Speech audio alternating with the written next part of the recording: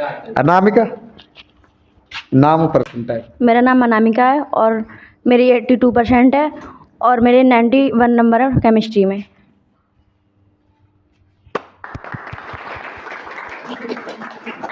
आ जाओ।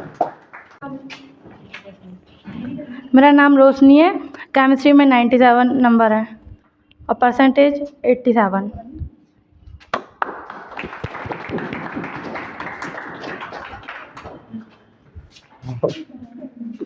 मेरा नाम संजना है, मेरे केमिस्ट्री में 97 नंबर है और परसेंटेज 81.2 है।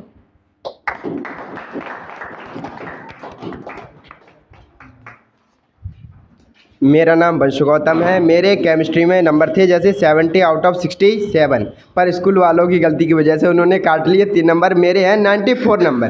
वैसे 97 हो सकते थे, पर स्कूल वालों की गलती से मेरे केमिस्ट्री में 94 नंबर है और ओवरऑल परसेंट 89 है।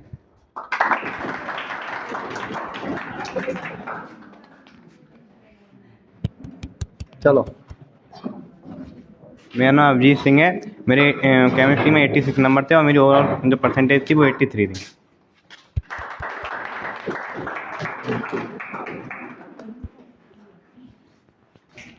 मेरा नाम निखिल वर्मा है। मेरे केमिस्ट्री में 97 नंबर है और मेरी ओवरऑल परसेंटेज 83% है।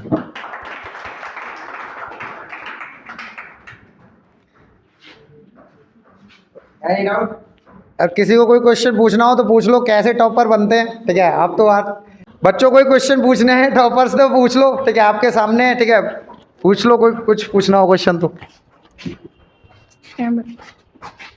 दिया, आपने अपना टाइम मैनेज कैसे किया इतनी कोचिंग और स्कूल के बीच में? बताओ।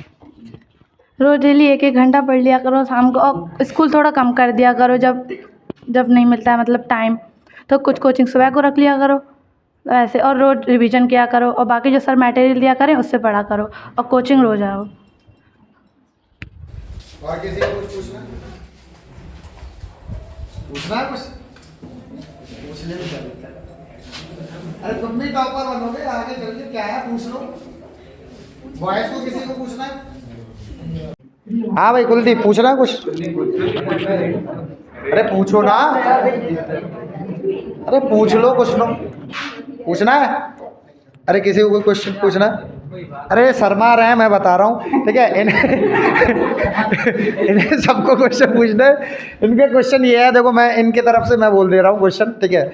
ये पूछ रहा है कि जैसे आपने जो केमिस्ट्री था, फिजिक्स था या बायो था या मैथ था, इसमें कैसे प्रिपरेशन की? स्पेशली आपने बोर्ड का तो इतना अच्छा किया, साथ में क्या कंपटीशन की भी प्रिपरेशन की, और बीच में जब इतना, ठीक है, टाइम हो जाता है तो डिमोटिवेट भी होता है बच्चा, ठीक है, लगता है। और सबसे मेन चीज़ वो है जो सोशल मीडिया का आजकल ज़माना है, उससे आप कैसे अवॉइड किया और फिर कैसे प्रिपरेशन किया आपने? सर मुझे सबसे ज़्यादा एक थॉट ने मोटिवेट किया था कि मैं आप सुना सकता हूँ यहाँ पे? हाँ बिल्कुल बिल्कुल। जैसे कि कोशिश करने वालों की कभी हार नहीं होती, लहरों से डरकर नौका पार नहीं होती, नन्ही चींटी दाना लेकर चढ़ती है, चढ़ती दीवारों पे 100 बार फिसलती है, गिरकर चढ़ना चढ़कर गिरना ना अखरता है, आखिर उसकी मेहनत बेकार नहीं होती और कोशिश करने वालों की कभी हार नहीं होती। बहुत से बच्चों के टेस्ट में नंबर कम आते हैं, बिल्कुल आते हैं, फिर वो डिमोटिवेट हो जाते हैं कि अरे जब टेस्ट में कम आए तो रिजल्ट में भी कम आएंगे। तो उनके एक और थॉट है कि असफलता एक चुनौती है, इसे स्वीकार करो, क्या कमी रह गई देखो और फिर सुधार करो। जब तक सफल ना हो नींद चैन को त्यागो तुम, कि जब तक सफल ना हो नींद चैन को त्यागो तुम, संघर्ष का मैदान छोड़कर मत भागो तुम, कुछ किए बिना ही जय जयकार नहीं होती और कोशिश करने वालों की कभी हार नहीं होती। बिल्कुल बिल्कुल।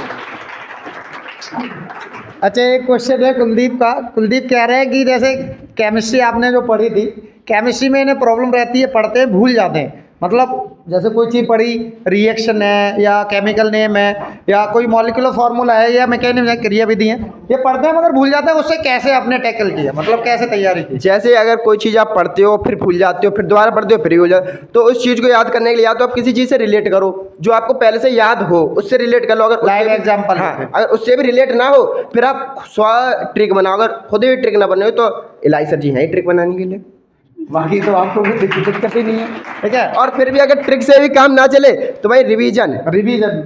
रिवीजन मेक्स मैंस परफेक्ट, क्योंकि भाई रिवीजन से ही हर कोई बढ़िया बनता है और रिवीजन ही मेन चीज़ है। याद जितना भी आप सोचो कि हमने 10 चैप्टर कंप्लीट कर लिया, अगर 10 चैप्टर कंप्लीट करने के बाद भी अगर आपने रिवीजन नहीं किया है तो आपको कुछ याद ही नहीं रहेगा। सबसे मेन चीज़ रिवीजन है, रिवीजन मस्ट है। और टेस्ट का क्या है, टेस्ट इन्हें देना चाहिए नहीं?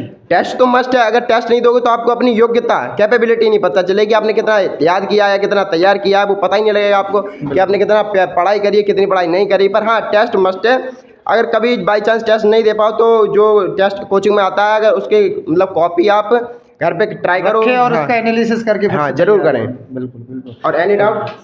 और किसी को क्वेश्चन? मैं ही रखूंगा इनकी तरफ से, ये तो पूछेंगे नहीं। इसमें से कुछ बच्चे ऐसे भी हैं जो जेई या नीट की प्रिपरेशन करने की सोच रहे हैं, ठीक है, आगे चल के जैसे 12th पास आउट होने के बाद, तो क्या इन्हें जेई नीट या साथ साथ करना चाहिए या बोर्ड पे ज़्यादा फोकस देना चाहिए? तुम बताओ अभिजीत, क्या तुम्हारा इस पे व्यू है, क्या कहना चाहते हो? मैंने तो नीट की प्रिपरेशन अभी तक नहीं की है, वैसे अब स्टार्ट करूँगा मैं। आफ्टर 12th आप करेंगे? हाँ, आफ्टर 12th करूँगा मैं। मैंने 12th क्लास में केवल 12th के बोर्ड पे ही फोकस किया। बोर्ड पे ज़्यादा फोकस किया था और बाकी नीट पे आपने नहीं किया था, ठीक है, चलो ठीक है। बाकी अगर कोई क्वेश्चन करना है, पूछना है बच्चों को, ठीक है, पूछ लो, बताओ। मेरा क्वेश्चन निखिल भैया से है कि आपने सोशल मीडिया के ज़माने में सोशल मीडिया को अवॉइड कैसे किया? बताओ भाई निखिल भाई, कैसे सोशल मीडिया को अवॉइड किया था? सोशल मीडिया तो मेरे पास फ़ोन ही नहीं था, मैंने अभी इंटर के बाद ही मिला मुझे, तो मैंने सोशल मीडिया बिल्कुल चलाया नहीं था वैसे। और किसी का कोई क्वेश्चन है?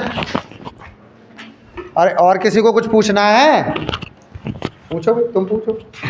मैं ये पूछना चाहता हूँ कि टाइम टेबल को कैसे फॉलो किया बच्चे करने की बात ने?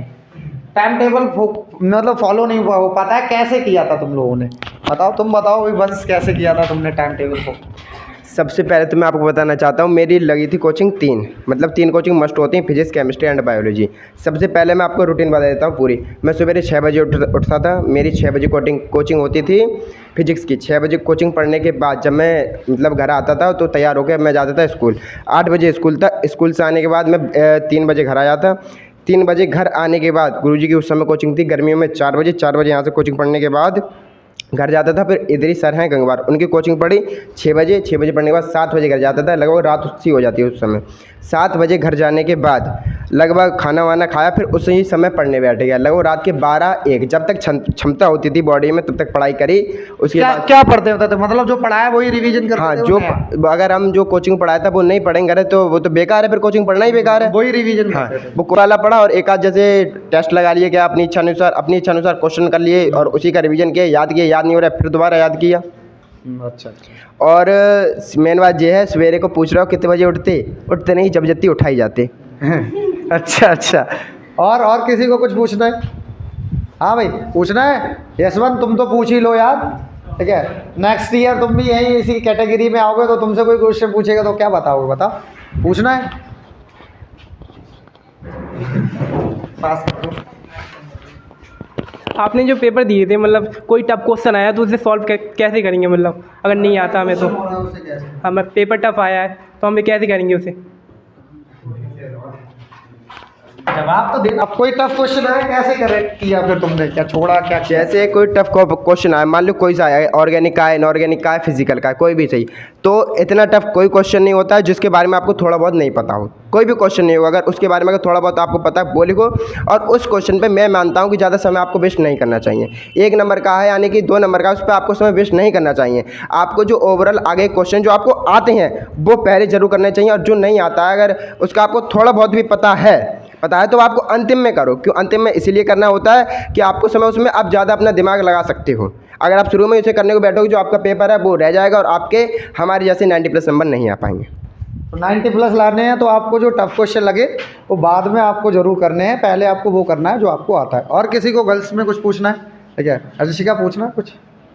पूछ, ठीक है, पूछ लो, फिर कभी नहीं आएंगे टॉपर, ये भाग जाएंगे सब।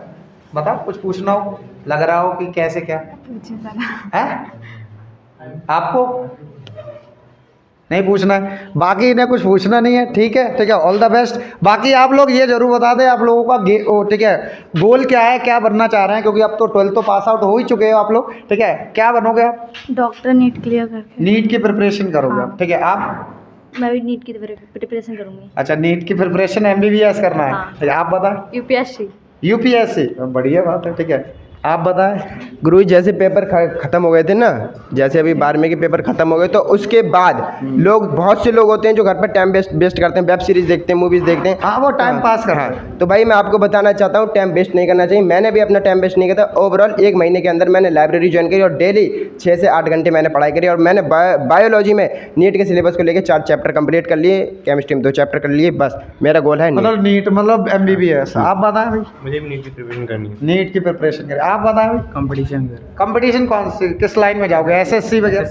SSC GD, ठीक है। अच्छा, SSC GD, SSC CGL वगैरह, ठीक है। ऑल द बेस्ट सभी बच्चों के लिए। जो तुमने सोचा है वो 100% आप अचीव करें, ठीक है। बेस्ट विशेस, ठीक है। Thank you.